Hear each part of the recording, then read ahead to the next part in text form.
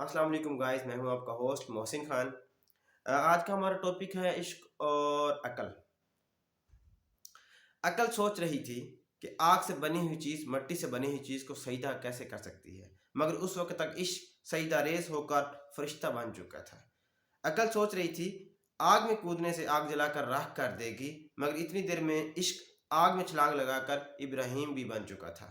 جہاں عقل ختم ہوتی ہے وہیں سے عشق کا سفر شروع ہوتا ہے۔ جب عقل نے کہا میں اس مقام سے آگے ایک قدم بھی گئی تو میرے پر جل جائیں گے، تب وہاں سے عشق کی معراج شروع ہوئی تھی۔ عقل کا کہنا ہے کہ آخر کیسے کوئی ایک پل میں آسمانوں کی سیر کر کے آ سکتا ہے، مگر عشق اتنی دیر میں معراج پر ایمان لا کر صدیق بھی بن چکا تھا۔ جب عقل گرمی اور ظلم و جبر سے گھبرائی ہوئی کھڑی تھی، تب عشق اونچی آواز میں احد احد پکار کر بلال بن چکا تھا۔ جب عقل اس سوچ میں تھی کہ دانت توڑ دینے سے کیا فائدہ ہوگا، الٹا درد ہی ہوگا، تب اتنی دیر میں عشق اپنے سارے دانت توڑ کر اویس کرنی رحمت اللہ علیہ بن چکا تھا۔ عقل سوچ رہی تھی کہ اس طرف لاکھوں کا لشکر ہے اور ایک طرف صرف 72۔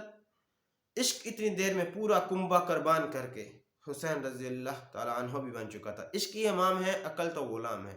صلو علی الحبیب صلی اللہ تعالیٰ علی محمد۔